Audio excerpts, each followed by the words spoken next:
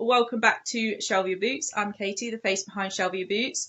And this week we have double trouble. This week I'm not going to lie, it's going to be carnage. It's already carnage and we haven't even started recording. This week we have Jill and Graeme from the comedy sector for the veterans community. So Jill and Graeme, if you could introduce yourself, we'll let ladies go first. Graeme? Wow, How I see what you lovely. did there. No one has needed a comedy course Lovely recognising more Graham's than you gender. guys. Okay, yeah. So my name's Graeme. I did 16 years in the Royal Navy. I was a ship driver in the early fun part of my career, where I laughed a lot. I blew things up. I was a mine clearance diver, which is kind of underwater bomb disposal officer. I then went out to Iraq in 2003 and acquired PTSD. That's a slightly longer story. I then became a principal warfare officer, which is a bit like the guy who conducts the fighting in the ship. Not in the bar, obviously. So, like coordinating the sensors and missiles and that kind of thing. Went back out to Iraq in 2005 as a principal warfare officer. I was CASEVAC'd from Iraq with the most embarrassing injury in military history. My kidneys failed, so my ankles swelled up. So I was flown home with deep sock marks. I was hoping to get shot on the way to the airport, so it'd be less embarrassing. But eventually that led to me being discharged primarily with renal failure. We found out later on that is related to PTSD, which causes peripheral swelling sometime. I started a maritime intelligence business that ran for 11 years, and then my brain leaked out my nose in about 2018 with PTSD, and all the checks I'd been writing emotionally had come in at once. And then I met Jill. When was it? 22, 21 or 22? 22. 22 on the recovery through comedy course with the Royal British Legion, and without being and being soppy, effectively that was a life change. It was an absolute life changer. So I'll let Jill talk you through her journey. Yeah, hiya, I'm Jill. I served in the army for 24 years. I originally joined the Royal Signals, and I was in the Signals for 8 years before I saw sense, and I sidestepped into the Intelligence Corps. I hung around the Intelligence Corps very briefly as an analyst, and then whilst I was there, I had my 2 babies and decided to transfer out again, unusually, and I transferred across to the Army Welfare Service. So I was AGC Cat badged, Army Welfare Service. I went across as a sergeant and worked my way up to warrant officer, so you're army welfare worker by the time I left. Brilliant job, lots of responsibility, predominantly supporting people with safeguarding, domestic abuse and things like that. I have to say this in front of Katie, loved my time in the Inc Corps. No, I did. So in 2018, a couple of years before I left, I was diagnosed with breast cancer. So I went through this whole medical process whilst I was in the army. Thankfully came out the other side alive and still in good spirits. Returned to work and soon after developed mental health issues due to my working environment. Was then still stayed in work, was in and out of work for a few years, sort of on recovery duties and back. Did all sorts of recovery activities during that time, both for the first period of sick leave, recovery absence that I had, and for the second. And eventually I was diagnosed with PTSD and it was deemed that I was no longer fit for service. So in 2023, after 24 years, I was medically discharged. I was sat at home for so long and just sort of twiddling my thumbs. So I threw myself into every recovery activity that I could find. I did wheelchair basketball, I did axe throwing, I did all sorts of stuff. I went down to did a course down at the Royal British Legion, lots of different things. But I also went on a recovery through comedy course, which really appealed to me. Nobody else that I spoke to, they all thought I was mad. But I saw advertised a pilot course that the Royal British Legion were doing when I was down at the Battleback Centre called Recovery Through Comedy. And I went along and I met Graeme there, and I think there were 14 of us on there, weren't there, Graeme? Yeah, that's right. Yeah. I was still serving at the time, everybody else were veterans, and we workshopped with a professional comedian for the week, stand-up comedy. And on the Thursday night, we put on a show, and it was bloody amazing. It was transformative for every one of us that went on that course. They really provided wraparound care for us. Because it was residential, we were all able to really, really bond and really connect, and we were all still really very close. It was just incredible. I did other things as well. So a big highlight of my sort of recovery, my leaving as well. I was selected to take part in the Invictus Games. I've been away snowboarding, but nothing was like the comedy course. And it was really unexpected. It was unexpected to find a group of veterans that had a similar interest in something that wasn't something that you would associate with veterans, because you would assume that people in the veteran community would all come together to do sports or to, I don't know, do Warhammer. I don't know, in my imagination they're doing things like that. But that's not for me. And having dabbled with lots of different things, it was amazing to find this group of people that I could express myself creatively through, get lots of support from, and actually be able to talk about my issues, but sort of framing them with comedy as well, and find that sort of banter that I was leaving behind. But yeah, since then I've gone on to do loads of stuff. So when I was leaving, I had some. This was really important to me. Because I was an Invictus Games competitor, the Invictus Games Foundation paid for some of us. It was an opportunity to have some coaching, and I went and had some coaching, and I had it about what am I going to do when I leave. So I was a warrant officer, I did management degree, and I remember I had this coach, and I'd have these sessions with her, and I'd say, so what I'm going to do is I'm going to be a project manager, and I'm interviewing with Barclays Tech, and Amazon are interested in me. And she kept saying to me, okay, Jill, so it sounds like you want to work in events. And I would say, no, I don't want to work in events. I'm going to be a program manager, And actually what I've gone on to do is work in events. I work for a military charity, run my own business as a celebrant where I do weddings and funerals. And Graeme and I are part of the founding members of the Veterans Comedy Club, which is something that we all formed after the Royal British Legion course to be able to continue performing comedy. And hopefully we can get the funds together to one day pay back the opportunity that we had and be able to put on a course, a residential course for other veterans as well, and help people connect in the veteran and space. Find that kind of Sorry, lots of information. To find that community, and like you say, you're still friends with a lot of people that you went through it with, and you know, when you start to sort of talk about it and the way and the things that you've done going through it, did you find it as a really good form of almost like therapy to reframe things in your mind and see a different side to what you've been through in an environment where other people can kind of relate to it as well? But it's kind of giving it a different uniform in the sense of you're trying to make it a lighter subject rather than it being hanging around your sort of shoulders all the time and weighing you down. I was going to say Graeme is really well versed, is well suited to answer this, because that is exactly what Graeme's used it for. But we as a group will use it as therapy with each other. We've all got the language and the shared experience to talk to each other. We also have a showcase show that we take on the road where we all do our stand-up comedy. Some of us don't do stand-up comedy about our experiences, but some do. And after every show, somebody will come up to us and say that they've been able to relate, that they've been able to actually think about their experiences in service or in the rest of life based on what we've talked about. But over to Graeme, because this is his specialist subject. Yeah, so the tutor that we had, the comedy course tutor, essentially most of the people that there were wounded, injured or sick. But you didn't necessarily have to be, and you could be serving or a veteran. And I slightly terrified the tutor in that I was like, I want to talk about how I ended up with PTSD, because in my case, my version of PTSD is called moral injury, which is where effectively I was the most qualified person on the ship. So I was the lead EOD bod. The captain isn't an EOD specialist, and basically overrode. There was a misunderstanding. He overrode my advice, and we ended up doing something that was, well, catastrophically unsafe. Now, luckily, the reason I'm not small chunks of chum floating around the Northern Arabian Gulf is that the mines were laid unarmed, but what a way to find out. So I said to the tutor, I want to talk about how I acquired PTSD, and she looked kind of alarmed. It's like, oh, maybe you'd like to talk about airline meals or, traffic or something. Anyway, I persisted, and effectively it was, hell is a real place. It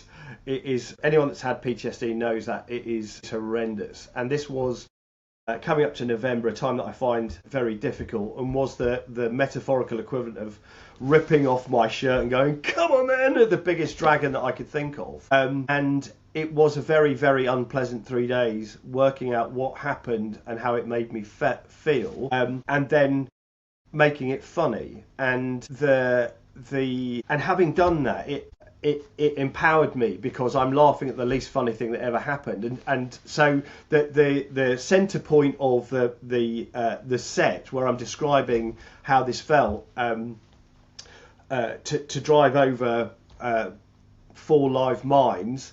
I joke and say it was like being an Italian water sports instructor being towed at 70 miles an hour through the children's bathing area at Faliraki by a pissed up scaffolder on a rented jet ski. And whilst the gag is kind of, paints the picture, the healing part of that is that's exactly how it felt. You're taking this unbelievable risk that only you understand. The person that is basically driving the whole situation has no conception of the danger and the consequences of what is happening, and you are entirely powerless as you zip past these kids. It's for me, comedy was a bit like, well, for Harry Potter fans, there's a character called the Boggart, and the Boggart will take the appearance of the thing that you're most afraid of, and the spell to get rid of a boggart is to laugh at it, to make it ridiculous. And that was effectively it. The talking about the experience of living with PTSD and your internal fire alarm going off, and you expect it to be like really cool and lots of long silences. You wouldn't know, man, you weren't there. And I joke that you wouldn't expect to be I didn't expect to be quite so sweaty and always needing a shit. The point is that you can make it funny. What happens generally after you've done a set is that the guys in the audience, and you can see, like, you get used to it in the set, is that like half the audience are pissing themselves laughing, and half the audience are like, just can't believe that you're joking about it. But it's it's really healing for me, but it's quite helpful to explain to somebody else that thinks, well, hang on a minute, other people had it worse than me, why have I got PTSD? Well, you don't get a vote. It's like arguing that you shouldn't have broken your femur falling off a curb. You can argue as much as you like, but if your leg is at 90 degrees, you have been there's the evidence. Yeah. Yeah, it's and I think as well, especially what I found coming onto this side of life is shit that we did in the military. And you look back and you think a lot of it was either completely normal, it was a bit, mental at times, but you just think, it's just part and parcel of what it was. And then you come out on this side and go, hang on a minute, actually, that was pretty damn mental. And I think, especially for me, there's been a process of actually acknowledging how crazy a lot of it was, and sort of going through that, okay, yeah, I should not be reacting this way to that. I should actually be reacting another way. And then when things like PTSD, anxiety, depression creep up on you and you can't understand why, and it's like, because there's part of your brain still going, that was not normal, even though you're telling yourself it was normal, it was not normal. And then, like you say, you have these conversations with civilians and normal people, and they're just, are you okay? Are you okay? Like this. Because it's just, and then, like you say, you see it in people's faces, and then for me, that's maybe I should address this, because I don't think this is a normal reaction to what actually happened on my part. I should be probably reacting like you right now, and I'm not, and that's a concern for me. Yeah, I think the thing is that we are a collection of stories that we tell ourselves about ourselves. So it is helpful to frame it when you're in the military and you're in that context, that there's nothing more protective than the group. Everybody else sees it in kind of the same way. When you leave the military, it is a process of meeting yourself, and so it would be really easy to make yourself a victim of those situations. And the wisdom is in not disregarding how you feel. Not that that would be a ludicrous thing to do, like trying to hope you're not going to be sick. The basically meeting those really extreme situations with a slightly different context, because you're not surrounded by people that understand. You are Johnny on the spot on your own, with the memory of whatever unspeakable thing that you have seen or done, and it is a totally different context. It's not that you've changed since you were in the military. You're just not surrounded by the same network, and it's a matter of coming to peace with that, really. You do. And you do have to find more of a community. I think when you leave the military, for most people, for a lot of people, you're ready to go. You're like, that's it, that's done, that was a job. But actually, and I talk about in some of my comedy, that real sense of identity, like, who am I now then? And you can try and rebrand your identity, but you do need you kind of do need that link back in, whether you like it or not, and you need to find that at some point. And I alluded to it earlier, but I don't always identify or feel that I fit in with other people that might be accessing veteran support and things like that, because I just feel very different. I'm a woman, for one. I've got very different interests. Just my life's quite, my life's a bit chaotic and a bit daft and things like that. And I'm not, I don't always, take everything seriously. I'm quite sunny, and my disposition isn't a grumpy veteran. So it was important for me to find this group of people alongside the other people that I've met along the way through the sports and things like that. The other thing with that is medical discharge is really difficult, because one day you're in work and one day you're not. And that might be a process where your unit supports you through that and you're seen off with a big goodbye and everybody knows you. But actually, for me, I just disappeared one day. And then I kind of came on the books of the PRU, and that was my unit. But then that's not a real unit. And when I eventually left, there wasn't the big thing that you expect at the end of it. There wasn't a dine out and all these sorts of things. You just kind of slip away. And that can be really disconcerting as well, and really leave you wondering, who am I? Who do I align myself to? Who have I got loyalty to? Do I want to go back and and engage with sort of a network that's to do with my previous cap badges? Well, I'll have trouble with one for a start, but but not necessarily, because it's difficult. And I think as well, when you're medically discharged, some people don't know. People just kind of don't know whether they can speak to you anymore. They're not quite sure what happened to you. People don't want to talk about your medical stuff. So it's a really difficult place to be in. And I think for everybody leaving, no matter how they're leaving, whether it's in leaving well or not well, whether they choose to engage in all the stuff that is out there for service leavers, and there is loads of stuff, but you've got to know about it. And sometimes you've got to know to know. I think finding an interest that you can dip your toe in and out of, that might not be the interest that you thought was available. Finding out what's out there is really important. Graeme and I are involved in something called the Starts Awards as well, which is an annual, it's not actually, it's sadly due to funding, it's not happening this year, but it's an annual awards that was set up by someone just to encourage creativity in the armed forces community. And everybody there is interested in art and spoken word and things like that. And so again, it's this unusual probably for the armed forces community, or not unusual but not encouraged interest that keeps us all connected and we all support each other. But did you find it quite refreshing then? Because I think personally I'm quite quite a creative. I like my decorating, and I've got a nice imagination with storytelling and all the rest of it. But a lot of that I found it got suppressed quite a lot. I think the only thing I could do genuinely to rebel was wear bright socks. And I used to hide them because I was like, that was my little, well, at least there's a bit of me still in this uniform somewhere.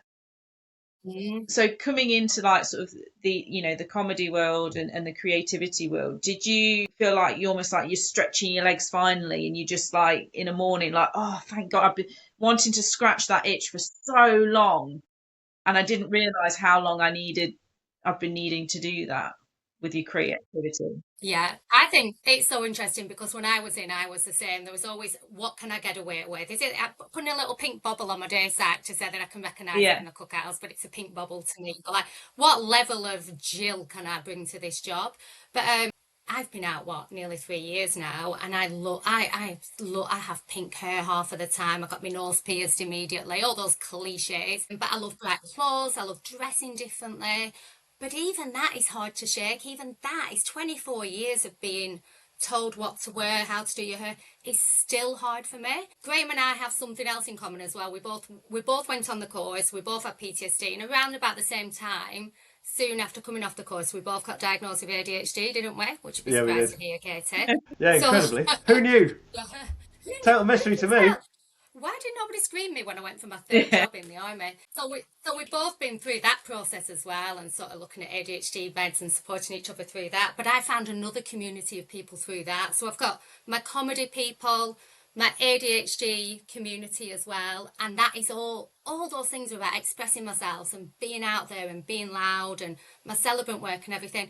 But I still find it really difficult sometimes to completely unmask and completely uncloak from the military. Really proud of my service. It might sound like I'm not. I'm really proud of it, but sometimes I find it difficult still not to be that military person. And I think I'm not. And then I'll be in a room full of civvies and I'll think, well, not, I hate the word civvies, a room full of people that haven't been in the military, and I'll think, oh my God, I'm acting really strange. And then I'll realise that my communication style is very different to theirs, you know, maybe a bit more direct and things like that. And it is hard. I'm down with that. Like, I used to love my mum until I found out she was a civvy. So part of the leaving the military is understanding what you're running away from and what you're running towards, and so there are things that I used to enjoy that I can't possibly do, like read the Navy news or sleep with my cabin mate. That's a joke. Of course, I can still do that. Yeah, exactly. So I can't read the Navy news. I'm not interested in watching Warship or like hanging around the Royal Navy Association and talking about how hard it was when I was in. But you have to kind of realign your relationship with that. And again, it was, you know, it's incredibly formative, and lots of people sort of like turn their back and just walk away, because when you've done a longer career, most people, and so when I left the military, I employed lots of veterans, senior NCOs leaving. So I've seen lots of these transitions, and generally the guys that had done sort of 22 years just were baked. They were done with the job, and not that they were cynical or didn't like it. They'd done their time, and it was time to go and change. At the 16-year point, but just hadn't just smashed it out to the 22. Yeah. So they've been already ready from like 16 years on.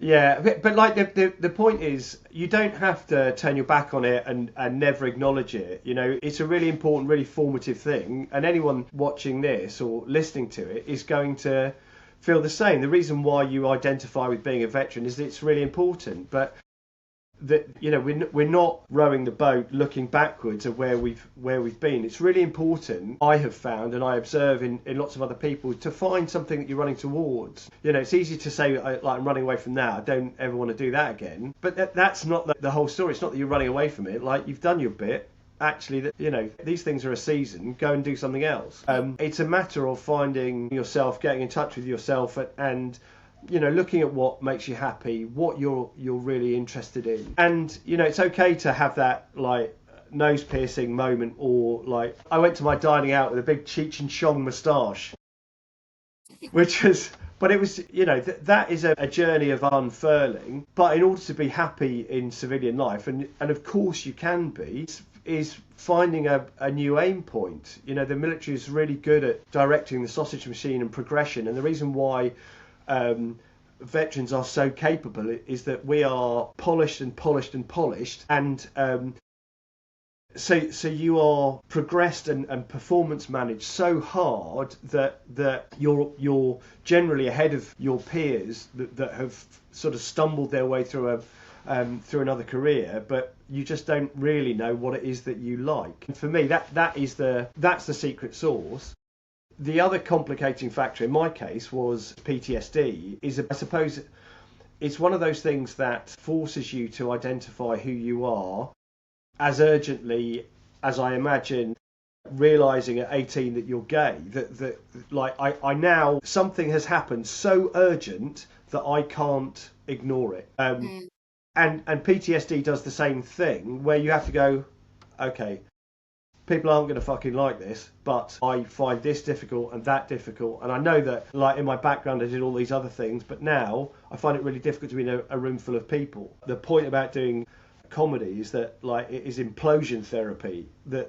I find it very difficult to deal with people. I find it really difficult to engage, but part of the the situation with comedy, and particularly being friends with Jill and everyone else, is that they understand how I got here. And before a gig, when I'm ticking like an idiot, just before I go on stage and I'm having difficulty dealing with other people, one of my friends, Jill or somebody else, would take me to another room, like, take some deep breaths, Brooksy, give me a hug, and then I've got hold of it again. And it's not that my service broke me, it's that like there's a whole different set of whole challenges, and I'm not bitter and twisted about what I've done. In fact, I'm incredibly proud of what I've done, and I would wear the consequences of this again in a heartbeat for my service. But the key to being happy is dialing in, and connection, like being in a community with other people, is absolutely essential. There's an acknowledgement piece that needs to happen, that it's there, and this is life now, and that element of it, and like you say, is finding sort of ways to then navigate that point on, but also finding that community that you can lean on and have those conversations with, or maybe not even conversations, like you say, you could say nothing, but Jill knows this is what needs to happen now to ground you back, and kind of bring you back to the room and sort of calm you down a little bit. And I think sometimes that's where a lot of service leavers kind of get lost, is PTSD might not even happen while you're serving, it could happen way after, and it creeps up on you, and suddenly it's there, and there's this initial instinct of trying to like smother it down, it's not happening, no, the denial piece, and then that's when it really it blows up and gets a lot worse. But it's having those sort of conversations, and one of the reasons that this started was helping people understand that actually there's going to be, I found on this journey, there's going to be more service leavers with these kind of, mental health issues or diagnosis than you'd ever imagine. ADHD, I've not gone into one room since leaving with veterans, everyone, ADHD, autism, all diagnosis, and all had very different paths of that diagnosis, from really bad mental health and suicidal situations to, people just going, yeah, I did think there was something wasn't right, and that's the extreme of it as well that you could face, and it doesn't make that side any worse or any less than the other side. It's just that, like you say, it's like conditions. That's your path, and that's the one you've been given. Yeah, Graeme and I, because we've got ADHD, we never get round to things. But we spoke a few years ago, didn't we, about us two doing a podcast. We had some ideas that we were going to do a podcast and really focus on our shared experiences of having PTSD, but then being diagnosed with ADHD. I run an ADHD peer support group on behalf of a charity. I'm very immersed in the ADHD and neurodivergent community. And when I look back at my career, I cannot identify, I'm sorry to everybody listening, one person that I ever served with that I would not now think is neurodivergent. So either ASD, ADHD, or all of them. ADHD for most of them. In court, all your ADHDers. But I think military, we know this, it lends itself so well to neurodivergent minds. If you've got autism, you need routine and structure. That's how you will thrive in that situation. That's what the military gives you. If you have ADHD, you don't want it, but you need routine and structure. You need deadlines. You're working teams, so you're doing all the ADHD hacks, you're body doubling. Somebody's working with you, so you have to do it. Like you've got your oppo coming into your room saying, remember, you've got to be on parade in 10 minutes, so you're not going to be late for things. All these things, so people can have really successful careers. And I actually got diagnosed by my consultant psychiatrist whilst I was serving, and the diagnosis and the do you think you might have ADHD came up from my psychologist who was providing me with support. And he said to me when we had a conversation about it, he said, well, it's quite clear, it does sound like you've got ADHD, but do you think you really need a diagnosis? What's the point of that? I said, I'm about to go through a massive life change. He said, you've done really well so far. I said, I have, but what if the wheels fall off? What if medication will help? What about if I go into a new job and I need to tell them that I've got this diagnosis and I need some occupational support and things like that? And I was able to advocate for myself and explain that. I don't think people feel also when they're in the military that they can come forward and advocate for themselves as much and say, actually, I think that this is impacting on me. What an amazing military if we said, right, we acknowledge you've all got ADHD and autism. Let's just support you Yeah. in that and see how we can support you and help you understand your brains. I think there would be a lot less diagnosis of Yeah. PTSD. A lot of the things associated to ADHD impact on PTSD for me, justice sensitivity, all these sorts of things really, really played on my mind about things that were happening. And I do think probably really impacted on that diagnosis. So what a wonderful thing if we could embrace it. I know that yeah, it's so interesting. It's so interesting to me. Specialized interests, like how many people do I know that had all these specialized interests in the Yeah. military, and loads Yeah, of I've people seen are the getting I've seen the diagnosed magazines. in your house. So it is really interesting. And for people that are ADHD, or people, like how much have they been masking for all those years? How great would it be for them to step on a stage or get back into the art that they used to do when they were younger to regulate themselves, or join a spoken word community where they can express themselves with another group of veterans. And it's just things that people don't Yeah. think And I think about. if that support was there as well, what you tend to find with a lot of people is they don't get diagnosed and the wheels come off when you leave because all that everything around it falls away, and then people are just mind blown at that point of, well, why am I not coping? I was an RSM, I was a core RSM, had all this success, and then now the wheels fall off after all that time, and it's like, Yeah, but if you had that diagnosis, you could be prepared and then be like, right, okay, this might be a bit interesting leaving, but you could help yourself and get a support system around you. Whereas at the moment, there's a lot of people yeah. running towards the cliff and just straight off the end, no parachute. There is. And you know what? People are coming out. You do a full career, you're coming out in your early to Yeah, mid 40s. We've got hormones. Hormones are dropping off at that point. So for women, estrogen's dropping. For men, testosterone's dropping. And that's where these ADHD symptoms and all the ability for people to manage also are impacted. So we've got this like melting pot of these people leaving after full careers at all ranks, who have hormone issues, undiagnosed neurodivergence, couple that with some of the things that they've seen and that they've seen in surveys, loss of community, loss of structure, loss of identity. No wonder we've all lost. I'm assuming that you both lost lots of yeah, friends. I mean, everybody who's of a certain age who's left the military, we've lost friends, So it's really difficult. I do think as well, I think people underestimate as well when you leave and you relocate somewhere. What I found was I moved to yeah. Chorley. It's a nice place, Oh, my very dad's nearly posh. from there. My dad's from Cone. Oh yeah, so nearly. I'm actually from Blackburn, so it's Yeah, not far away from here. But I'm not a Chorley person.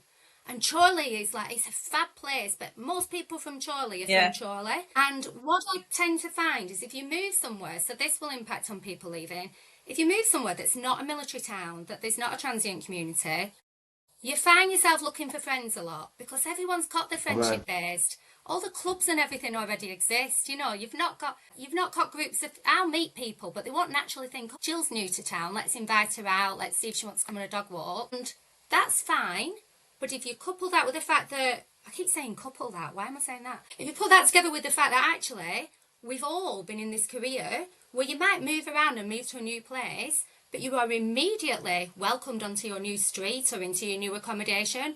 You walk into work on the first day, you've got a new set of yeah, friends. That doesn't exist. And you've really got to put yourself out there and try and meet people, whether that's joining the local CrossFit box or joining a comedy club. You've got to find that community where you live as well, because no one's coming yeah. to you to say, Yeah. oh, I heard you're an army veteran. Yeah. Do you need That some that friends? You're not from these parts. yeah. That's definitely true. I have struggled really badly with loneliness. And it's fine when you've got you're running a business, you're recruiting the people, and you're surrounded by like-minded people because that's who you're recruiting. But then when PTSD got me, exactly like Jill is saying, you suddenly don't have you're not surrounded by people who have got those social skills and those social assumptions that you're new here, we're going to look after you, you're all part of this bigger whole. What I'd say is that it's more of a feature, not a bug, of being in the military. Like the it's not that the military are lacking in that you leave and then suddenly people get PTSD because they're not surrounded by people that get it, or they're lonely, or any of those other things. Of course, like that's one of the best things about the military is that you are surrounded by like-minded people. It's important for each of us to then try and replicate that for ourselves, and I guess that's what we're saying here. Is it's not the fault of the military that necessarily I've got PTSD or that I find difficulty with loneliness or any of those other things. It's because I'm not in the military anymore. People don't operate in the same way, and I have to invest in relationships in a way that I didn't have to before. I have to be much more careful to ensure that I've got connection with people, keep in contact with my other friends. So part of it is it's just changing the environment, that you're in a society of people that will look after you in the military, and then suddenly that isn't there in the civilian environment, and it's fantastic. Like being out of the service is as fantastic as being in, but it's the transition between the two, and the real the secret to happiness is finding the thing that you're really good at. You can now wear the loudest socks or have pink hair or any of those other things, because you're not focused on running away from something. You're running towards who you actually are. So, like, it's possible to be really optimistic about it. And the thing about, talking about transition from the military into civilian life and dealing with an ADHD diagnosis and dealing with PTSD is that it forces you to have to confront all of those problems. You have to do all the mental washing up. You have to meet yourself. You have to do what's good for you, because you're no longer in a machine. You're no longer a diamond set in this ring of everyone else. You have to look after yourself, and that includes your network, your goals and ambitions, the things that you really enjoy. Yeah, and I think it's probably the biggest thing I do say to people that are leaving, and they might be struggling, and the conversation I'll have with them is you need to find who you are again, and you need to maybe go back to who you were potentially before. If you're going back to your hometown, and you played rugby, or there's going to be areas, yes, it's going to look different, but it's like, who is that person now, and what do they enjoy?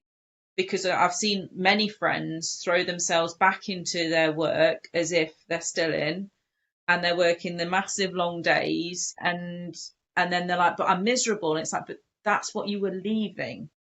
You now need to create what you want. And it's one of those things that, no matter who you speak to in the military, especially when you go on courses with people, and it's like, well, how long you got left? It's like a prison time. Like, how long? Everyone's always got the eye on the door, and then they get through the door with their little plastic bag, and they're like, I don't know. This is shit. What I want now. Like, I've been waiting for 16, 20 years, and now what? Now what do I do? It's like, you've got to get out there and like you say, the hippie side of it, discover yourself again. Of, well, what I'm allowed to do anything, so what do I want to do? Yeah, and it's really important to frame that for yourself as being positive. You're not a different or lesser person than you are when you're an RSM or a principal warfare officer or any of those other things. Like, you're in a totally different environment, and so if you approach your new life with the same kind of optimism and enthusiasm that you started your military career with, you're going to have a much nicer time than leaving going, oh, they see me off, this is fucking shit. If only the military had done this, that, the other. Well, actually, you're going to have a really miserable time. You can, and I know this with PTSD, you are perfectly at liberty to dig a hole and sit in it and be like, oh, this is fucking rubbish. But you are absolutely the captain of your soul, to misquote Invictus. Like, you it is what you make it. And it's okay to grieve what you've lost, which is you were incredibly effective and incredibly resilient and incredibly productive and performed really hard because of the environment that you were in. And now you have to find a way to do that outside. But you can be much more productive, much more yourself, much more creative than you were in the military. So it isn't that you've lost something. It's okay to grieve the thing that you've lost, but actually, it is as optimistic, it is as hopeful as you'd imagine when you were looking at it 16 years with an eye on the door. It's not easy. It's fucking nails. No. But then that's the same as anything, isn't it? It is the same as anything. I think as well, the old comparison is a thief of joy. Because of my northern accent, I struggle to say that. Comparison is the thief of joy. But it is, and I think, and when you're leaving, there's all these stories about this person walked out into this role and this person's earning this now and that. And actually, if you're not sure what you want to do, you start looking left and right and looking at what other people did, and you want to have that competitive salary like everybody else. Who is your role model? Who is doing something that you wanted to do? Do you know what I mean? So it's really interesting. But I think for me, I took a step outside of full-time work for 2 years, ran my own celebrant business, during which time two people independently contacted me who were in the forces and said that they'd seen what I'd done, and I'd gone out there and done something very different. I trained as a celebrant. I was really out there, and they were inspired by me, and they went off and trained to be celebrants as well. But I sort of forged my own path. Now I'm in a job that doesn't meet my earning potential at all, that is way below my qualifications, but I bloody love it. So I found a job. It's about, what do you do every day that you enjoy? Are you working with somebody that you enjoy? Is it something that, you know, that makes you feel good about yourself? And that was another big learning thing for me as well, especially with my dad going, what are you doing that job for? You could be earning loads of money, couldn't you? Couldn't you be earning loads of money? You know, like my mate is a train driver and he went army. So you've got to put all that aside and work out what you want to do and how do you want to fill your free time, and do you want to come and do some comedy with us? I've interviewed probably over 100 service leavers, and I've met some absolute fucking belters. Mainly because they've got this sort of assumption of what civilian life will look like. And if you go and say, right, I'm going to work for JP Morgan for 120 grand, one of the most enormous pudknuckers I ever employed left and was on 120 grand and was just a miserable man. He broke down. He was like, my boss is an arsehole and they're terrible and blah blah blah. I came to work for me. Fuck me. He then complained about me, left before I sacked him. He then went to the next job, and guess what? His next boss was an arse, and it's got to do with you're the common factor here. What is what's the thing that's driving you? What is the expectation that sits underneath it? If the expectation that sits underneath it is you are fantastic and you piss excellence and your boss is not as good as you are going to have a miserable time and deserve it. And you're going to deserve it. That was one of the ones. The other was a guy that sort of turned up and was like, no, actually, half of this is me interviewing you. Is it? Off you fuck. Like, I want to play golf on a Wednesday. I tell you what, why don't you not say that at the interview, mate? Because frankly, you sound like an absolute we don't help weapon. ourselves, do we? No. And the other thing is to then try and drag your previous culture into your new job. So we've had, generally, when employing veterans doing maritime intelligence, you'd have to stop them from working themselves to death. We had this one guy who was a CT, an ex-comms technician, got to lunchtime, he's like that, get the paper out. And in an office where everyone is like typing like fury, and time is money, we're like, what the fuck? I repeat, the fuck are you doing? So, like, part of it is having the introspection to realise that it's changed. You know, like the situation has changed, and if you walk in there and you're either Billy Big Bollocks and like, actually, I'm interviewing you.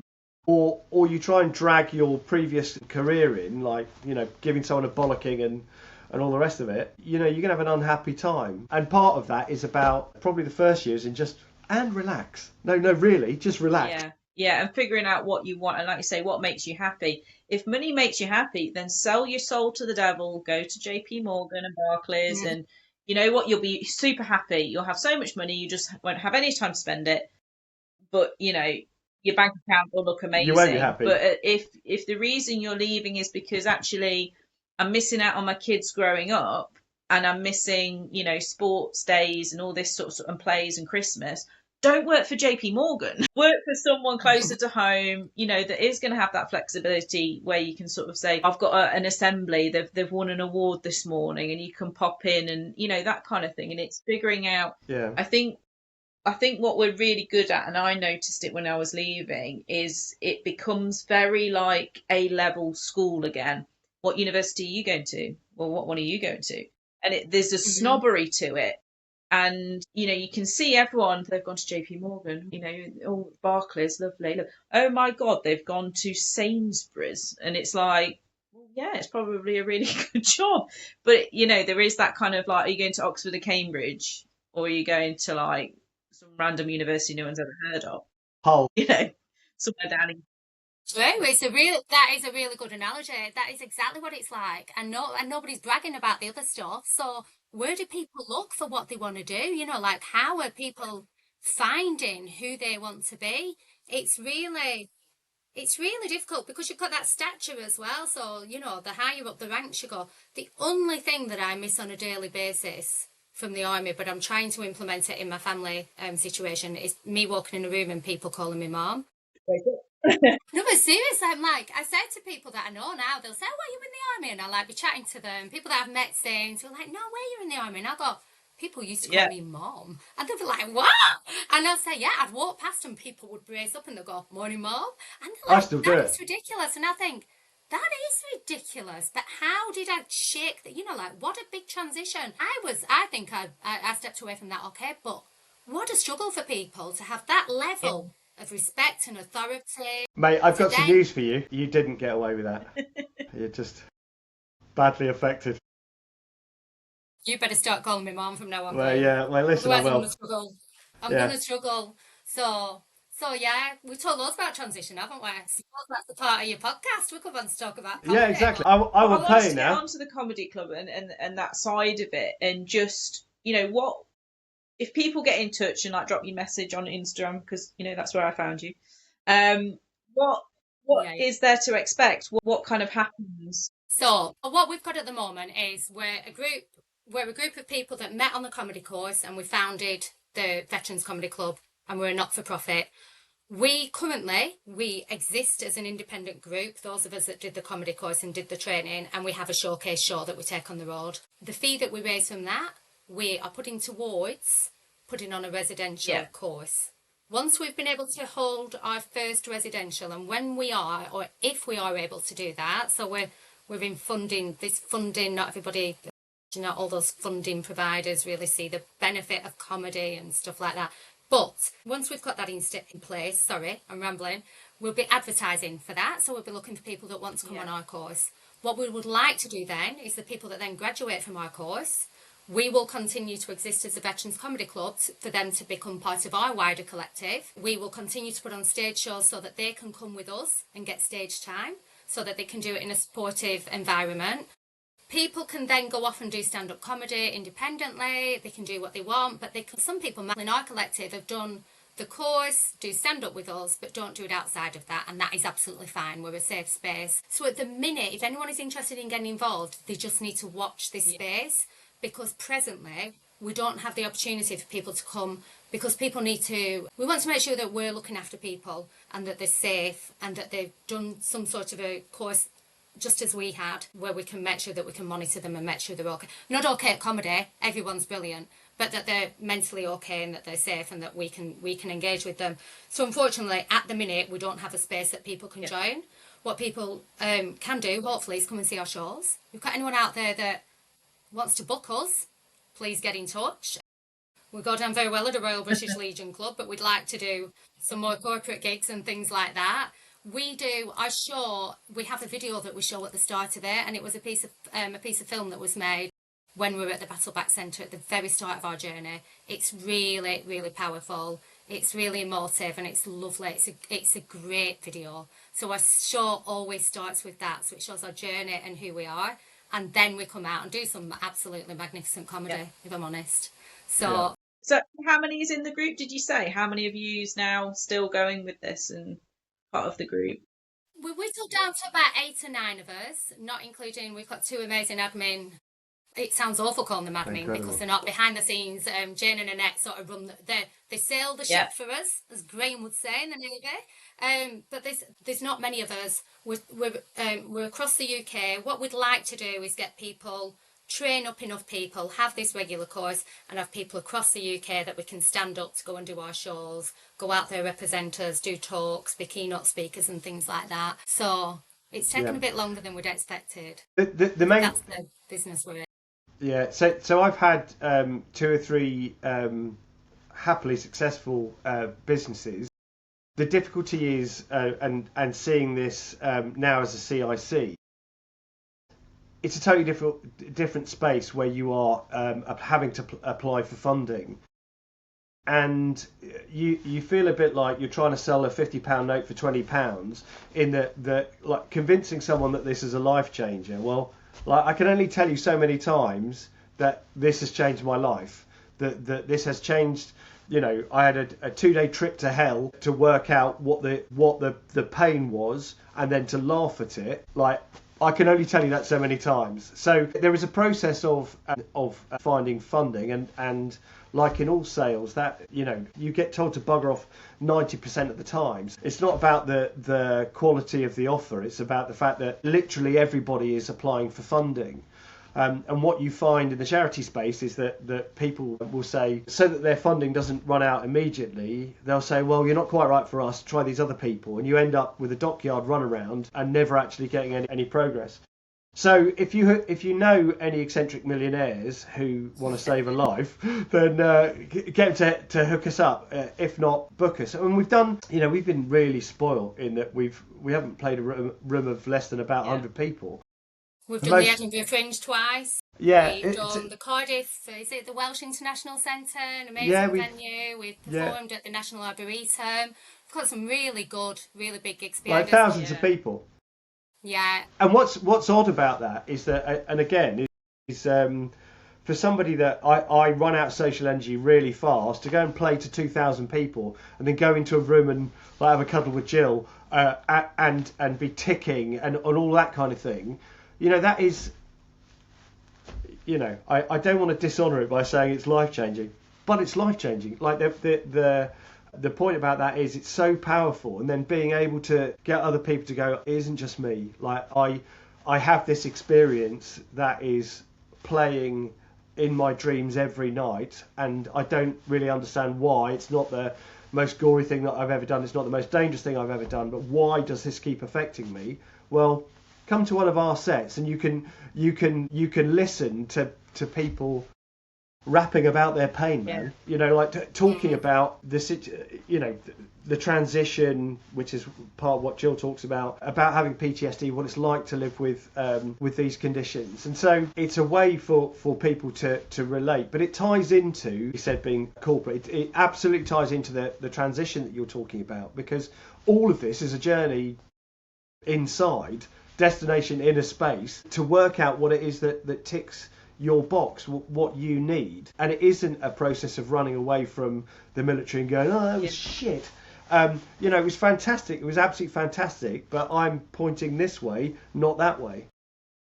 I think as well, it's about representation. You can't be what you can't see. So we also like the fact that we get up on stage and we put forward people that might not look like veterans. We break down those barriers.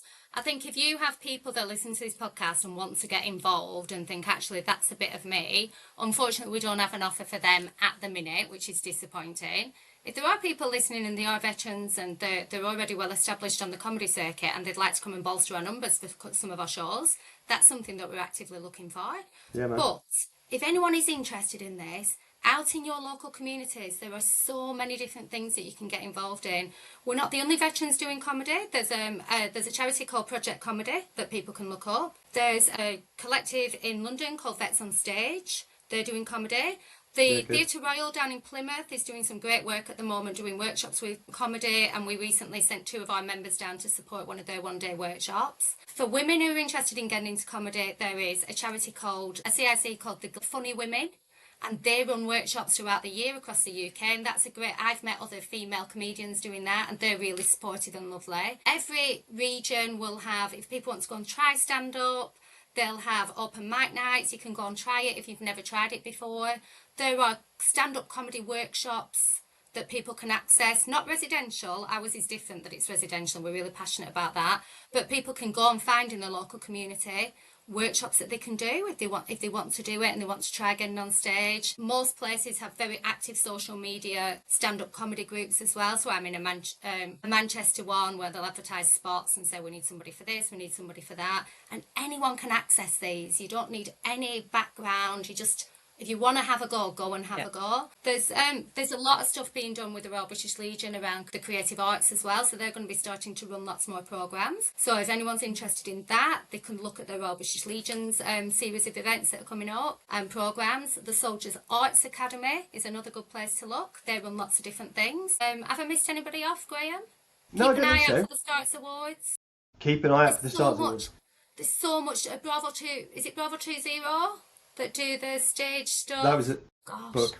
so many. There's so many, but there are people out there doing creative things in the veteran space and not in the veteran space, because you've got to find your people and they might not be ex-military.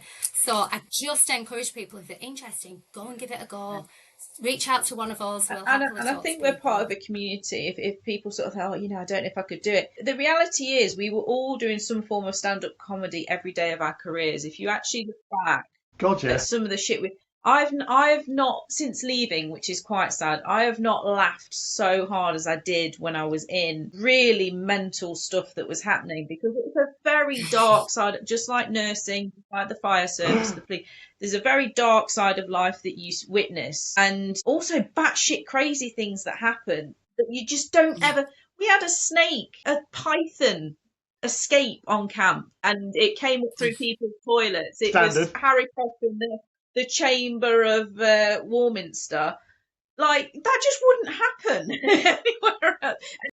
Well, I think as well, like, if you're in a room full of non-veterans and non-military people, you do have a story about everything that somebody's talking about. You're like, oh, I did that once. So, and sometimes I'll have to go to people, I have done all this stuff, I'm not lying, and I'll be like, I'm ex-army, so I've just done loads of stuff. It's such a melting pot as well of people that you get some absolute mental crazy people like forced together and having to cohabit and work together, that it just creates its own story in its own kind of space anyway. And I think for people that sort of sit there and go, well, it's like literally all you'd have to do is frame your life in the right kind of like delivery, and it will be hilarious. And I think I am starting to see more and more younger guys that are leaving that are starting to do like the TikTok kind of comedy bits and pieces. There's some great stuff out there. Just highlighting the lunacy of it all. Yeah. And somebody said to me that they were told on their comedy workshop, if you can't be funny, be interesting. And so if you want to get up there and have a go at it, and you want to speak about stuff that happened in the military, if you've not got an audience of military veterans, people are going to be not interesting, fascinating. People are going to be fascinating. People want to hear about the military, but we don't. I just want to reiterate as well, we don't just do comedy. We, as a collective, the Veterans Comedy Club, we don't just talk about the military. You can come and see one of our shows, and you can be from any background, have no knowledge of the military, and we just predominantly do generic comedy that will make everybody laugh. Yeah, and you'll still be appalled, and you'll never look at a Shetland pony in the same way. Something for everyone. Tears, laughter. But no, it's been great, guys, and it's been so much fun talking to you both. And I really love this side of sort of that community, and I'm fully fully backing the whole kind of comedy and therapy thing, because how often do we say if I didn't laugh I'd cry, and you say that throughout your career, and then for it to not kind of translate for like you say, for companies and things going, well, I don't understand. Well, if we didn't laugh we would cry, and that's why we have a very dark sense of humour to get us through. So I fully back anyone to sort of get involved, or like you say, if any crazy like millionaires out there that want to do some good work, I think it's such an investment, because it can be life changing and life saving, and it is such a good form of therapy. It has been for everybody on our course, I would say. It really has. We've got some amazing stories. So, yeah. Oh, thank you so much for being interested in us and bringing us on your amazing Love it, podcast. absolutely love it. And I'll pop on the description, you guys, so people can find you. And like they say, watch that space for residential. And I'll keep everything. I'll keep, publicising, because I think that'd be so great to see that get off the ground. And like you say, you can have a little empire of comedians all over the country. Yeah. And even if we don't, as long as somebody out there is doing it, like Yeah. we're not precious about it, go out and do it and enjoy it. It's amazing, like if we can help people do it, brilliant. If they go and find it somewhere else, perfect. Fantastic. Just go and do it. Thank you very much, guys. Oh, thank Cheers. you, guys.